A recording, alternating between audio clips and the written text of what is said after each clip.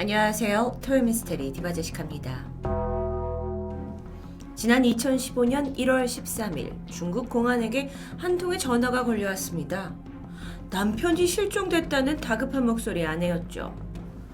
하루 전인 1월 12일 날 남편이 아침 일찍 대충 식사를 하고는 서둘러 나갔는데 이후 연락이 닿지 않는다는 겁니다. 그러면 출근을 하러 갔다 다른 곳으로 샜나? 남편은요, 워낙 바쁜 회사 일로 빨리 출근하고 야근까지 하고 나서 늦게 퇴근하는 게 일상이었습니다. 그렇기 때문에 아내는 보통 남편이 오기 전에 잠이 들었고요. 다음날 아침이 돼서야 남편 얼굴을 겨우 볼 수 있었죠. 그런데 1월 13일 날 아침에 딱 일어나 보니까 남편이 집에 오지 않았다는 것을 그제서야 알아챈 겁니다. 혹시 술 먹고 외박한 거 아니야? 근데 아내 말로는 지금껏 단 한 번도 남편이 말없이 외박한 적이 없다고 하죠. 게다가 남편의 전화기가 꺼져 있습니다. 심지어 그의 운전기사 전화기도 꺼져 있어요. 이후 아내는 불안한 마음에 사무실과 근무지, 탄광까지 돌아보면서 남편의 행적을 찾았지만 찾을 수 없었습니다. 그녀의 남편은 중국에서 가장 큰 오르도스 탄전에서 탄광업을 운영하는 억만장자 류진 사장이었습니다. 이 오르도스가 광대한 내몽골 자치지구 서남부에 위치하고 있는데요. 땅속 70%가 석탄층으로 이루어져 있어서 중국 전체 석탄 매장량의 6분의 1을 차지하는 곳이죠. 길이 600km, 너비 400km, 무려 5개의 행정구역에 걸쳐 있는 정말 세계 특대형 탄전 중에 하나입니다. 2012년에 탄광시장이 뜨거워졌을 때 대규모 석탄 개발이 있었는데 그러면서 중국에서 수많은 억만장자가 탄생했죠. 류 사장도 그 당시에 2억 6천만 위안, 그러니까 하나로 440억 원을 투자해서 이 탄광 부지를 사들였고요. 이게 대박이 나면서 단숨에 억만장자의 행렬에 오른 아주 유명한 사업가였습니다. 자, 그렇다면 그의 실종은 단순히 집을 안 들어와서 집을 나갔다 정도가 아니라 충분히 돈을 노린 누군가의 납치로 생각해 볼 수도 있겠죠. 이후 그의 통신 기록을 살펴봤습니다. 그랬더니 실종 당일 1월 12일 저녁 11시에 오후이핑에게 보낸 문자 메시지가 마지막으로 확인됐어요. 오후이핑, 그는 운전기사입니다. 그렇다면 밤 11시에 보낸 문자가 이제 퇴근하려던 사장이 기사에게 대기 좀 해달라 라고 보낸 문자였을 수도 있죠. 근데 문제는 오씨입니다. 오씨 또한 휴대폰이 꺼져요. 그리고 행방불명 상태였죠. 두 사람이 함께 납치되었을 수도 있습니다. 하지만 어쩌면 그가 류 사장을 납치한 유력한 용의자가 될 수도 있는 복잡한 시나리오입니다. 그렇게 하루가 지나고 실종 사건으로 접수가 된 후에 경찰은 우선 류 씨의 회사 입구 CCTV를 입수해요. 보니까 회사에서 일을 하다 퇴근을 하긴 했어요. 1월 12일 날 밤 11시에 류 사장이 누군가와 대화를 나누면서 회사 건물 밖으로 나왔고요. 대기 중이던 검은색 차량에 차를 타서 회사를 빠져나오는 게 확인돼요. 이후 경찰이 회사에서 집까지 그 이동 경로의 모든 CCTV를 확보해서 행적을 쫓아봤더니 평소에 자주 이용하던 도로로 퇴근을 했고요. 뒤를 따르는 미행 차량도 없습니다. 약 15분 후 이 차가 아파트 입구에 도착하는 게 보여요.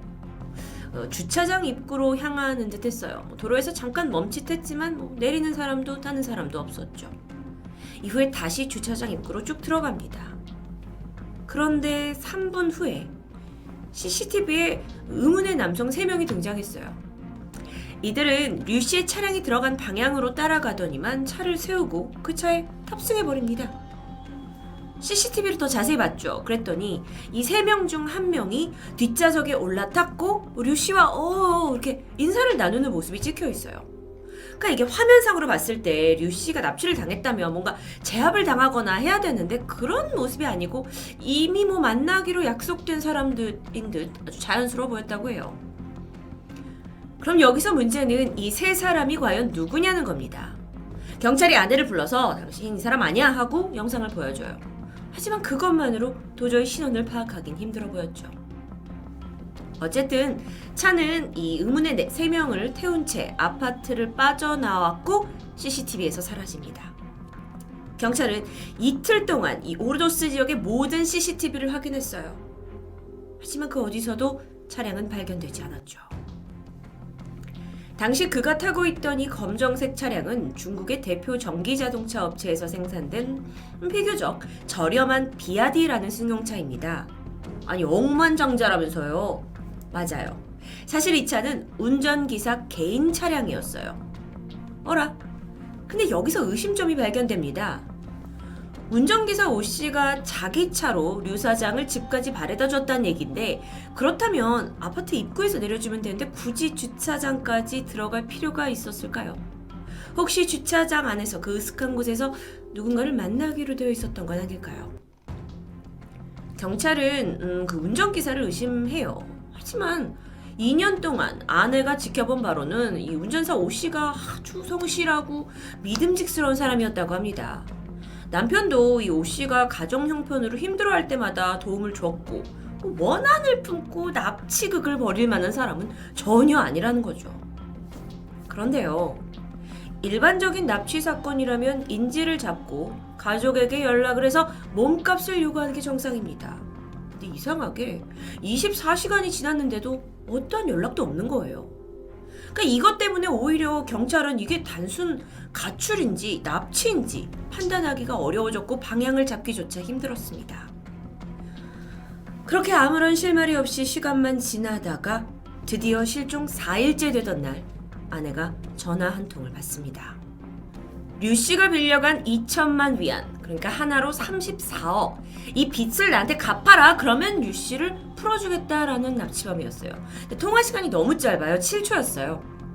이상한 게 통화 직후에 문자도 도착합니다. 돈 혹시 안 보낼까봐 그랬는지 계좌번호와 함께 그 명의를 보내요.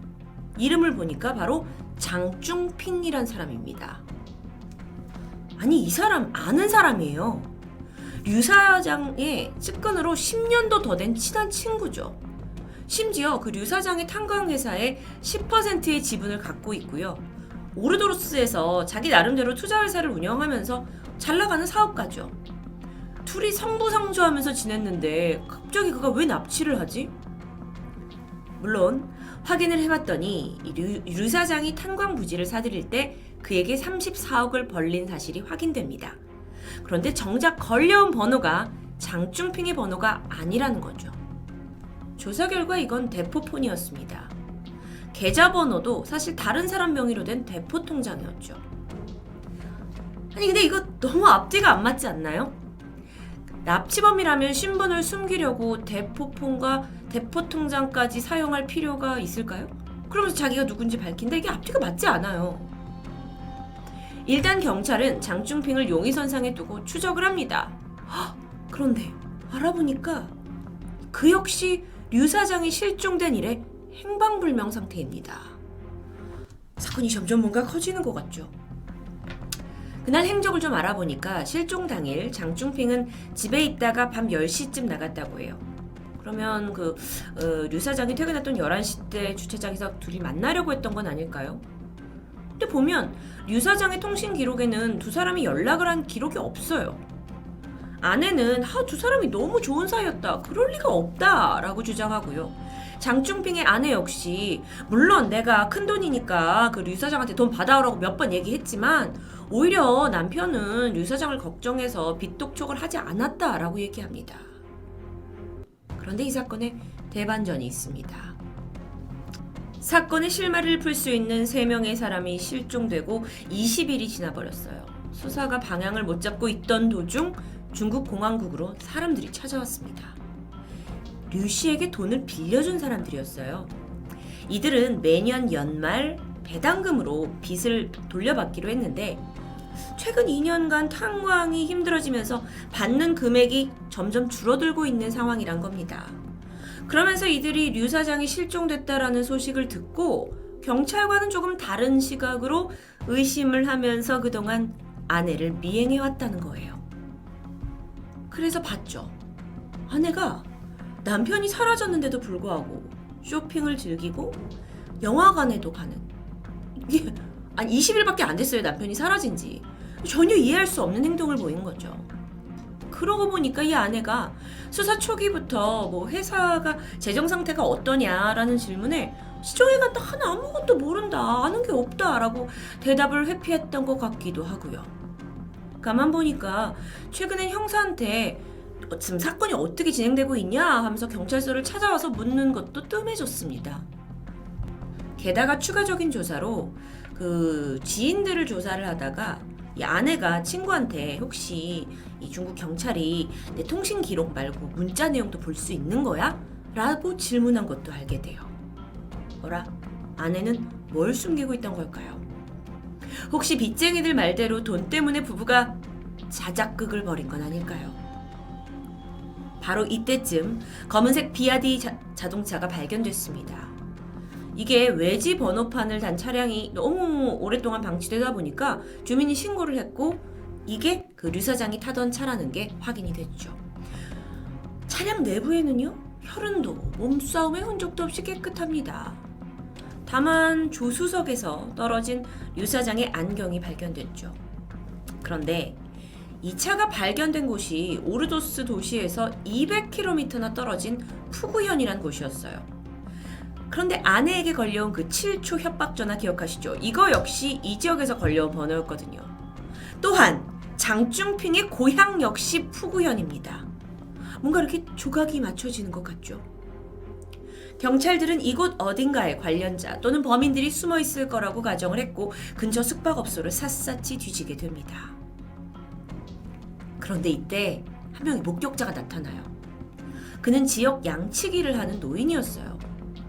2월 22일 그들가 구정이 좀 지나고 산에 올라서 양들을 방목하고 있는데 아주 외진 곳에 군용 텐트 하나가 있더라는 거예요. 거기서 두세 명의 남자들이 들락날락하는 걸 봤다고 증언합니다.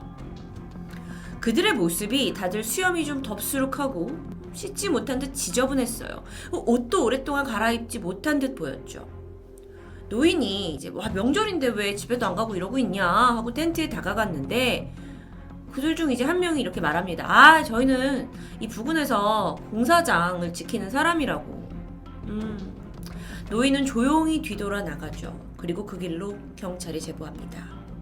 왜냐하면 이 부근에는 공사장이 전혀 없었기 때문이에요. 즉시 경찰들이 현장에 도착을 했고요. 3명의 남성들이 짐을 싸고 떠나려던 중이었는데 덜미가 잡히게 되죠. 너무도 행색이 초라해서 처음엔 제대로 알아보지도 못할 정도였어요. 이후 그들은 순순히 자신의 이름을 실토하게 되는데요. 류진, 장중핑, 운전기사 오후이핑이었습니다. 도대체 이건 어떻게 된 사건이에요? 전말은 이래요. 장중핑이 2년 전 류진에게 운전기사 오씨를 소개시켜줬어요. 하지만 이 오씨가 철저히 장중핑 사람이었죠. 류 사장을 감시하라고 한 거예요.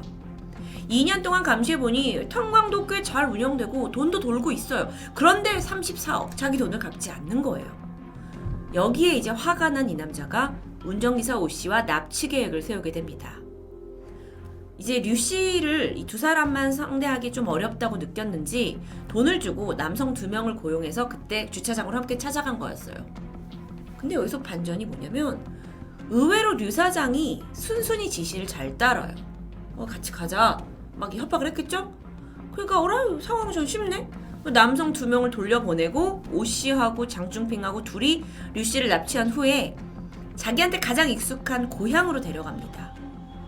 이때 CCTV에서 발견이 안 된 이유는 그러니까 비포장 도로, CCTV가 없는 그런 도로만을 선택해서 갔고요.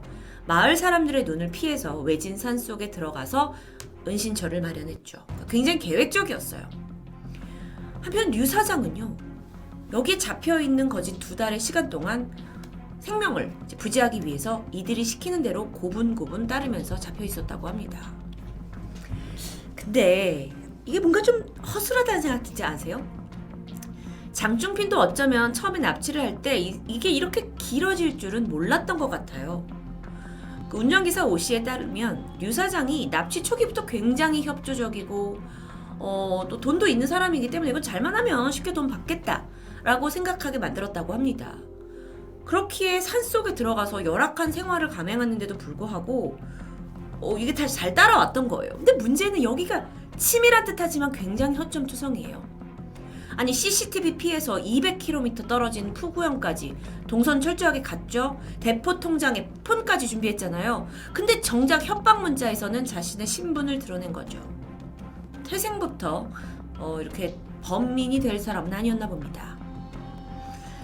이게 실수였는지에 대해서는 밝혀진 바가 없습니다. 그런데 류 씨는 납치되어 있는 동안 전혀 충돌이 없었고 되려 장충핑의 환심을 사려고 노력하면서 아니 심지어 같이 술도 마시고 포커도 치고 시간을 보냈다고 합니다.